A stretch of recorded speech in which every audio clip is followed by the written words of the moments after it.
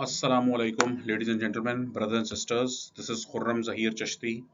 I'm a NLP coach, neuro linguistic programming coach, and today the book which I have planned to review, one of the very important books with respect to productivity and efficiency, in which applied to our workplace, to our daily lives, and everything, is a book called Eat That Frog. Eat That Frog.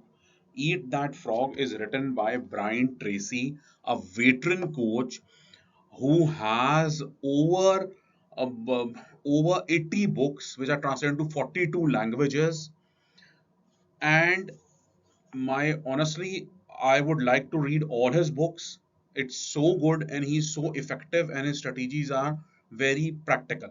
So what we are going to study here is the practical takeaways, how we can implement his principles to our daily and our professional lives. So as he says, as he says in this book, ability to concentrate single-mindedly on the most important tasks, to do them well and to finish them completely is the most important aspect of our performance, which is the key to our success. So I will repeat, the key words is important tasks, to do them well, not just do them well, and to finish them completely. Finish what you started is the our key to success. So in this, the frog means the most important tasks of the day. If you have several tasks, you have to identify which are the first ones, which are the most important ones, and continually remind yourself that one of the most important decisions you make each day is what you will do immediately and what will do later. What will do immediately and what will you do later. So now let's jump into the ways, the 21 ways, and we'll take each them on a separate slide just to emphasize their importance. Set the table, as the name implies. Set the table means have the clarity about your goals. Major reasons for procrastination. Procrastination is the confusion about what to do and how to do. Sometimes people don't know what to do, and even if they know what to do, but they don't know how to do. So that is why to solve it, what to do, help you write your goals, write your responsibility to clarify them to yourself and put a deadline against them. Once you have written your what to do things, your goals, write all the actions you need to take to achieve them. So on one page, two column one, you'll have your goals, your to-do list, and one how to do them. Right, all the actions which you need to take to do them. You have to talk to a person, you want to get a piece of stationery, you have to send an email to somebody, fine, how to do them, and act immediately. After that, this list is not for you to just see, you have to act immediately. Resolve to do something every day that takes you closer to your goal. Plan each day in advance. This is where the importance of a to-do list comes. Taking action without thinking is a prime source of problem. Increase, as he says, return on energy, ROE, which is return on equity for financial analyst. ROE is return on energy. How? By prior planning, and planning could be monthly, it could be daily, it could be hourly, depending on your type of work or type of situations you are in. And basically in a case of a project, you can have a, you can have a like a time scale sort of a thing. Okay, probably after 1 month this will happen, 2 months this will happen. Or in case of your office, you can have a daily to-do list. And nowadays people also have access to a, not a blackboard but a whiteboard. On a marker you can write your to-do list, it should be in front of you. And in case you believe your colleagues can get to know, then you can have your own code words, so that only you know what those means. So this was the plan every day in advance, as we just spoke, to have a to-do list in place and to know what to do and how to do in advance. Third is apply the 80-20 rule. Again, it's a very, almost like has become a cliche these days. Pareto principles, which states that 20% of our customers account for 80% of the revenues, 20% of the products contribute to 80% of the sales, 20% of the tasks contribute to 80% of the values.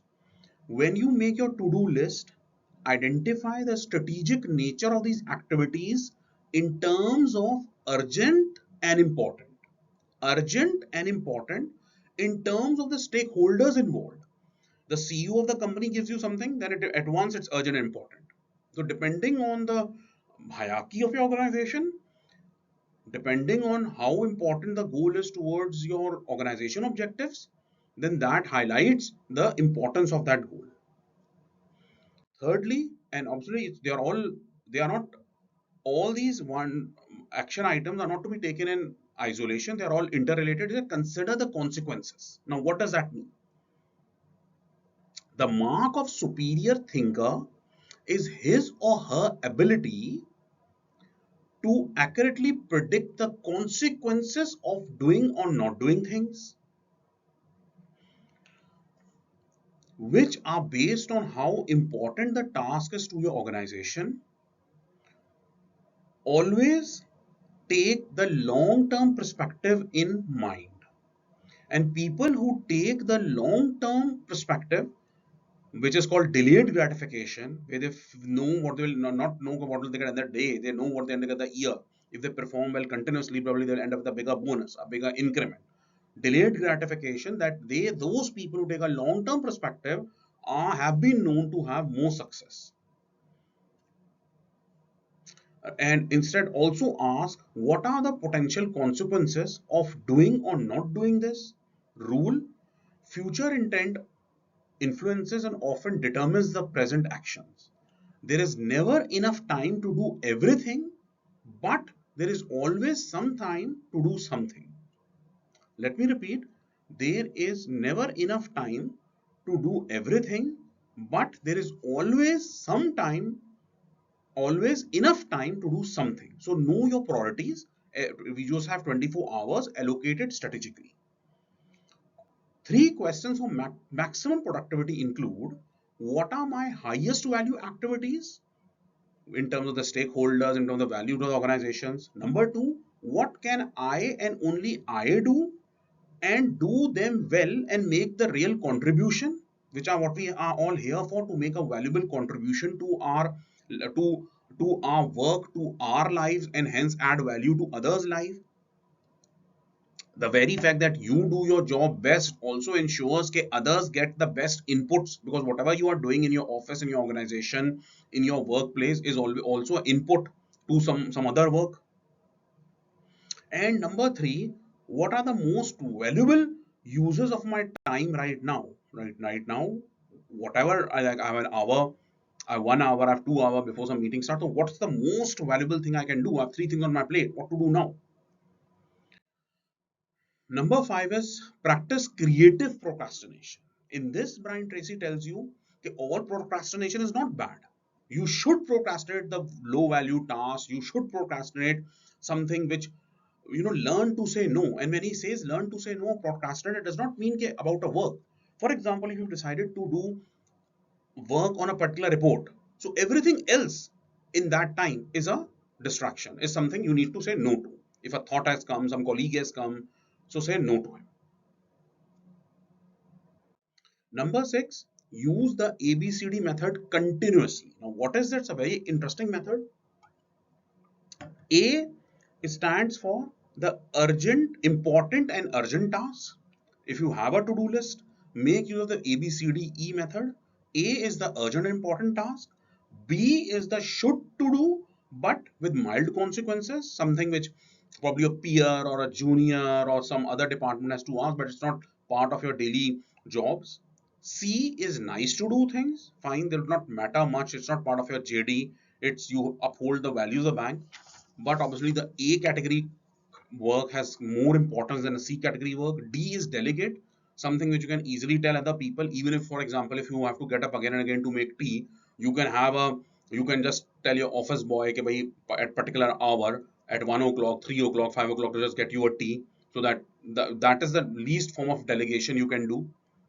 E is eliminate. Some tasks you don't really need to do them, or they are probably duplicate work. Like if I end up do the A category work which are important and urgent, I will during the process end up doing or making. If I work on a report, I will which is A category, probably in working on the A category, I could even just end up doing the E category work, which is a part of my work of doing the A category work. And so, number seven, focus on key result areas. Again, as I said, these are not steps to be taken individually, but all of them have to be taken holistically because each one builds on the other. As we spoke just in the last few slides, you should always ask, why am I on the payroll? If I'm on the organization, I should ask, if my role is of particular designation, I have a particular functional title, organization title. So first of all, why am I on the payroll? Have a crystal clear idea of what are your key responsibilities.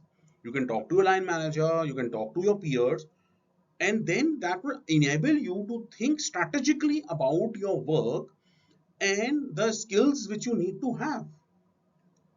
You can easily break down all your responsibility into 6 or 7 areas in terms of policies, procedures, daily activities, systems, which you absolutely need to master, your non-negotiables. And if in fact, if you want further clarification, what is your key area, then you can define it as something which you are completely responsible for, or your team is completely responsible for. And if you don't do it, or it does not get out of your department, then it does not get done. It does not get done. It is your baby, your child. You have to produce it, and this activity is totally under your control, and it has an output that becomes an input for somebody. And in case if you don't do it continuously, then you could even eliminate your job. So hence, clarity is the key here. Clarify your responsibilities to yourself, to your manager, and how to do them. You can list the key areas of your job in terms of various reports, MISs, the target dates, etc., and then to take steps to ensure you keep improving on them. Again, the $1,000,000 question of this point is, what is one skill that if I developed it, and or the work that I did in an excellent fashion, the skill which I developed or the work I did in an excellent fashion would have the greatest positive impact on my career? You can have this discussion with your line manager, with your peers, with people who did the work before you, so you know exactly what to do and you hit the nail on the head. Point number 8, the law of three. Again, it's just drawing from the same continuous uh, same thing that we've been talking in the previous slides. Law of three states, okay, identify the three key tasks which have the most significant contribution to the value you bring to the organization, and then focus on those. Perhaps the most important word in the world of work is contribution. Let me repeat, the most important word in the world of work, no matter which industry you are in, you could be in medical, in hospital, in banking, in finance, in accountancy, is value of your contribution, because your reward on the long term are directly proportional to the value of your contribution. Whatever your output is, how much is it valuable to the organization? Get Keep improving in your key areas. And one very important aspect which Brian Tracy points out is that work all the time you work. I will repeat, work all the time you work. If you, okay, fine, you say your job is 9 to 5, is 9 to 9, or I don't know, you're doing a night shift or a morning shift, concentrate, time block yourself, and work all the time you work. Point number 9, prepare thoroughly before you begin. I will repeat, prepare thoroughly before you begin. It is something similar to point number 1, which says set the table. But in this, you also state, okay, get all the things you need to work. Clear your desk. All the relevant documents should be on your table before you work. Ensure that the workplace is comfortable with sufficient lighting. If you need a cup of coffee or a tea, it should be on a table. A bottle of water should be there. You don't get up, you don't get interrupted. If you believe it's something you need to focus on, go to a conference room, put a do not disturb board. As I said, get it right. You can start a work, get it 80% right, and then use your time remaining to perfect it further. But prepare thoroughly before you begin. Have all the material with you, have all the relevant documents with you, know where to look for what. This does not mean perfection. It means that you get started, do the work, you can do 80%, 90% correct, do it fully, and then keep improving. Number 10, take it one oil barrel at a time. This one oil barrel at a time came from the example of Sahara Desert, whereby during the 50 years back when they were transport, or 100 years back when the transport was only on animals, the French government, which was under the French rule, had kept oil barrels every 5 kilometer, because that was the view you could take. You could see one barrel and then you could see the other next barrel 5 kilometers, so you know you can see some hope, something there. So hence what it says is that no matter how usually and majority of the office work in whatever field uh, is either very dull, monotonous, boring, or becomes once you master it, or becomes once you get the hang of it, you do the same thing in a different way again and again. So all it says is that in order to do that, if you feel you have reached your frustration level or a level where you believe you can't move, then just take baby steps. Once you start taking baby steps, you will be motivated to take bigger steps. And then eventually the momentum will start and the snowball effect will take into place, and then you will end up doing the work. Point number 11, upgrade your key skills. One of the very important aspects and one of the most important productivity principles. Major reason for procrastination, I've stated it earlier, is inadequacy, a lack of confidence, or an inability in the key area of task. Hence, continually keep upgrading your skills in your key area, as your knowledge would either become redundant or new job can come. One of the most important of all management techniques is for you to get better at your key task. The better you are at your key task, the more motivated you are to do, and that the you will kill your procrastination. Question is how to develop mastery. How? I've just told you, upgrade, develop, but how? So, as per Brian Tracy, first of all, read at least for 1 hour on subjects related to your field. For example, you are a doctor. At least spend 1 hour reading the medical journals. You are accountant. At least spend 1 hour reading the relevant journals of your area. Whatever field you belong to, talk to the relevant people. Nowadays, there's so much is available on YouTube, on internet, on AI, where you can self-teach yourself. Take every course and seminar available on the key skills that can help you, particularly post COVID. The all the courses including mainstream education is offered online courses for every aspect of knowledge are offered. You can search them, google them, and then depending on the budget and the timing, you can proceed to attend attend the conventions and business meetings of your profession and your occupation. Number 3, go to sessions and workshops, take notes, attend and engage yourself. Don't just attend, but take notes and bring back some key learnings. Number 4, develop yourself to becoming one of the most knowledgeable and competent person in your field. Just ensure whichever field you are, finance, banking, hotel management, cooking, whatever you do, just ensure that you become the best at what you do. That will not only lead to a sense of fulfillment, sense of achievement, but you will become the go-to person, the critical resource of your area. Also, very important part, and turn your driving into a learning house. Most of us spend around 500 to 1,000 hours annually traveling. either traveling on metros, traveling on buses, traveling on taxis, or your own transportation. In any way, you can have some form of audio book. You can listen to it. You, you can listen to it.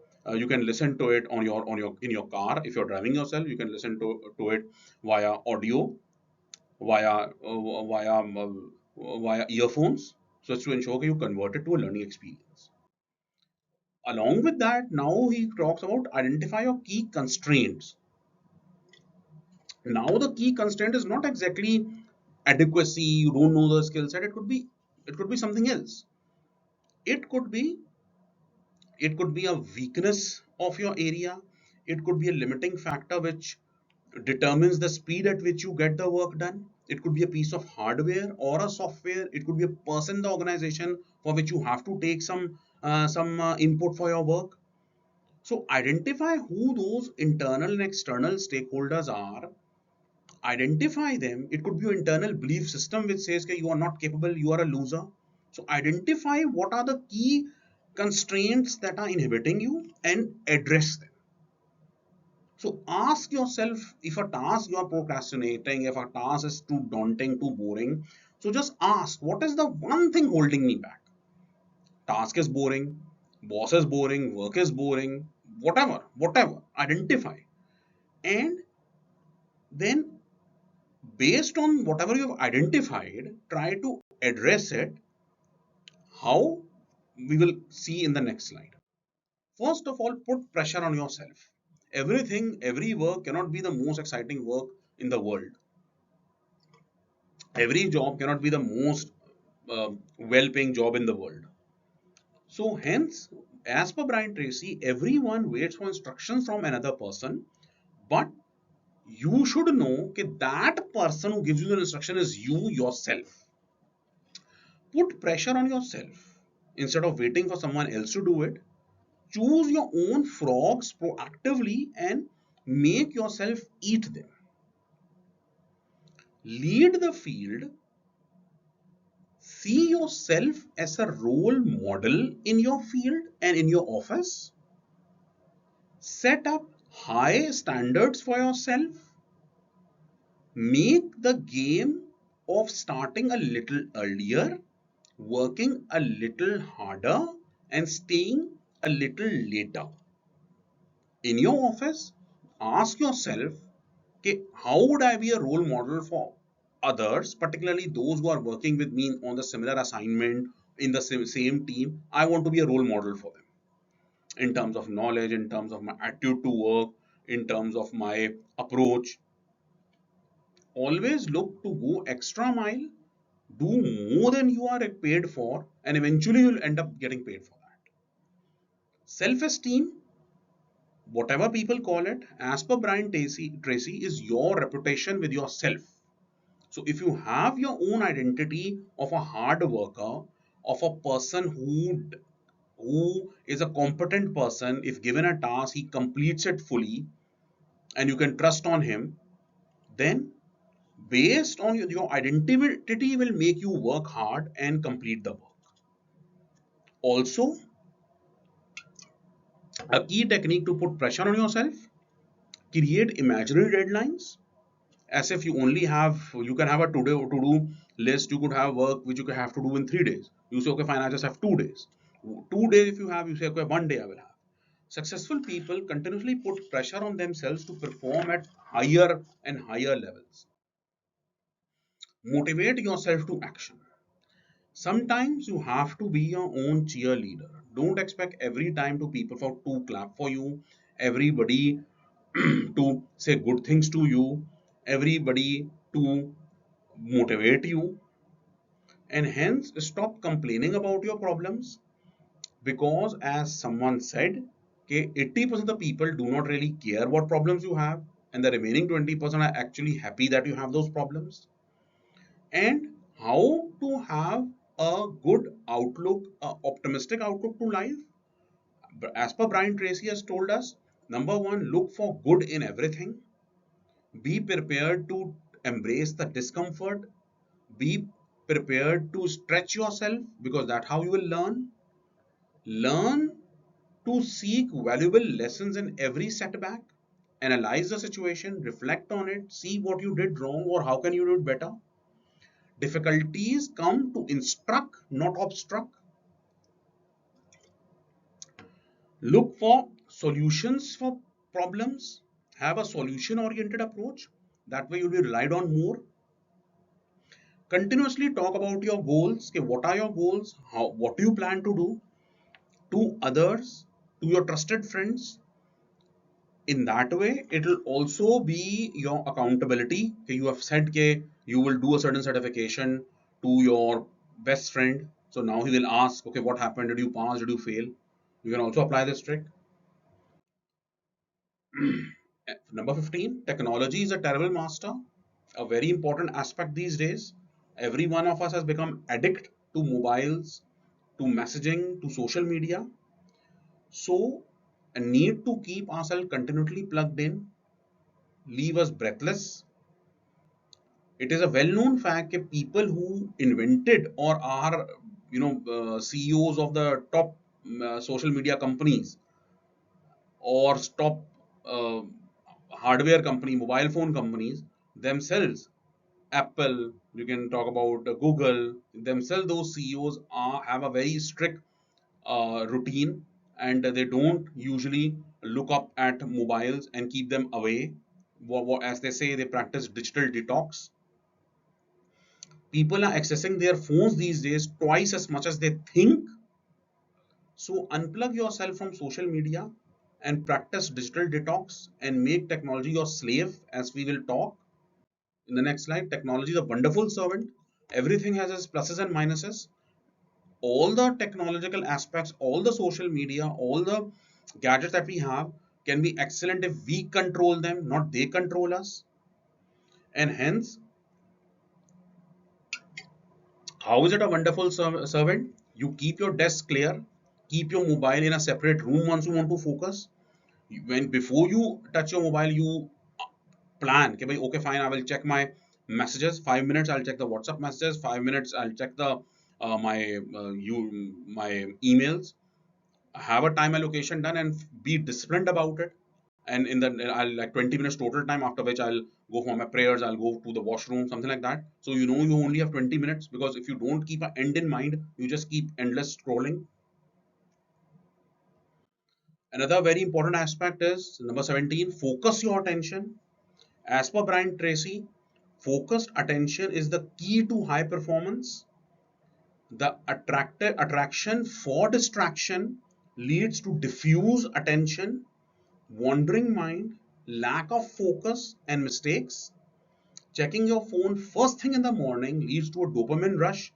As a result, we keep seeking the dopamine rush by checking the phone again and again.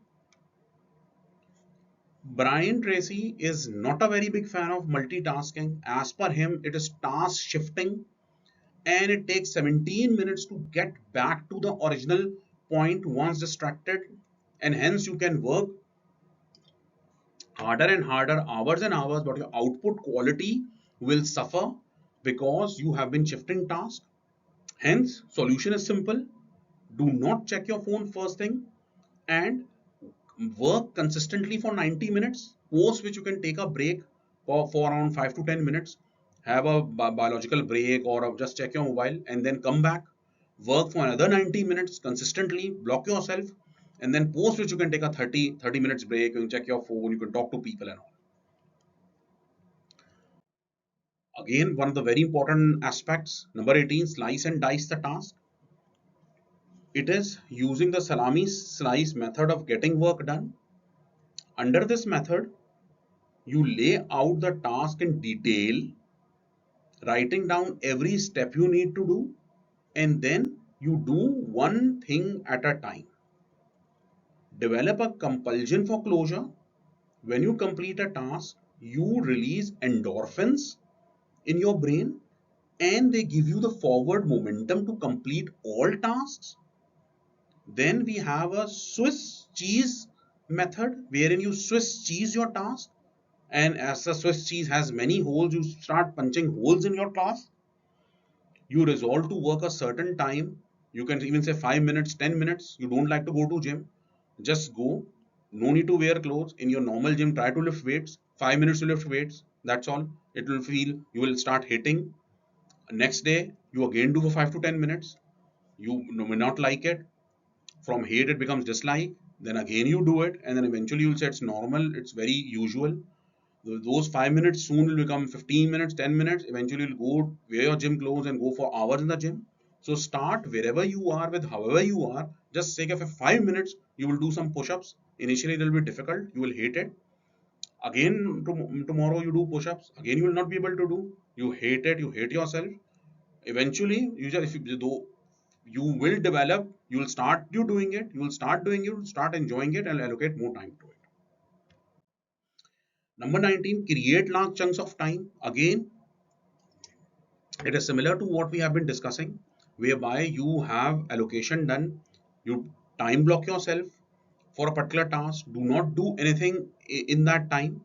Everything else in that time, if you are planning to do for 1 hour, you plan to do your report. Everything else, every other task is a distraction. 1 hour, if you plan to do a presentation or work on a presentation, everything else becomes a distraction. Put yourself in the right state of mind and work at it. We as now how develop a sense of urgency.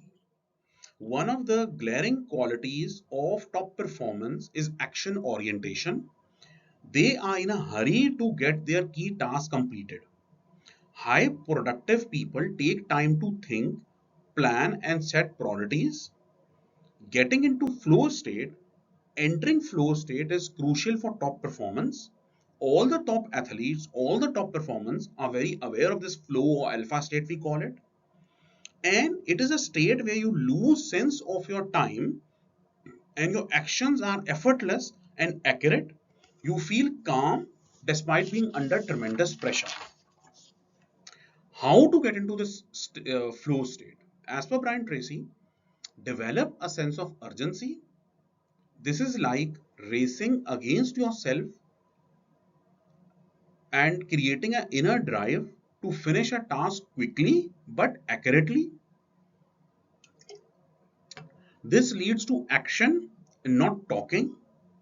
Momentum principle for success is that when you regularly take continuous action towards your goal, you activate the momentum principle of success, which states that you may take lots of energy to start something, to get over the inertia. However, it takes less energy subsequently. So you just have to get started and get in the habit of getting started. Later on, momentum will take place on its own. Sense of urgency shifts you automatically on a fast track to take action in your career, in your objective. Very important statement. Nothing will help you more in your career than for you to get a reputation for being the kind of person who gets important work done quickly and well, and hence make your valuable contribution. Your reputation of being a competent person is the most important quality you can develop at workplace. Now, lastly, a very important aspect, single handle every task. This is, we have touched upon it in one way or the other in all the previous slides, whereby it just says, okay, when you plan to do a work, put your 100% into it, and all the other things will be a distraction. You can have 5 to 6 items on your to-do list, but if your first item is to work on a report, work on a MIS, all the other four are a distraction at the moment, even thinking about them. Hence, get yourself put into action, get your table, chair, your resources in order, get the relevant documents in order, talk to the relevant people for the relevant inputs, get all the inputs in place. Then just close your mind on everything else but that particular report, but that particular project, and work single handedly, single mindedly on it. Allocate your chunk of time, 1 hour, 2 hour, whatever time is required. Okay, fine. If it's a 5 hour thing, okay, fine. 3 hours I allocate now, 2 hours allocate later in the day. During that time, shut yourself on everything.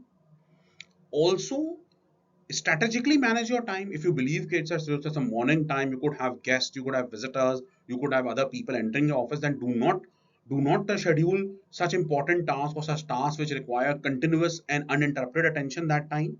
You can allocate them for a period of the day when you will have least distractions. Because if you know, okay, you will be distracted, you will be called for, then there's no point in you allocating. You yourself will be sabotaging your work. So bottom line is, okay, once you decided to do what to do, everything else is a distraction. The more you discipline yourself into working in the way, so mind is like a muscle, the more your mind will get disciplined, and next time will take less effort for you. It becomes getting into flow state will become very natural for you. So hence, this brings me to the end of my review. Please kindly subscribe to my channel, and thank you, and hope we all apply such principles in our daily lives and in our work lives. Thank you.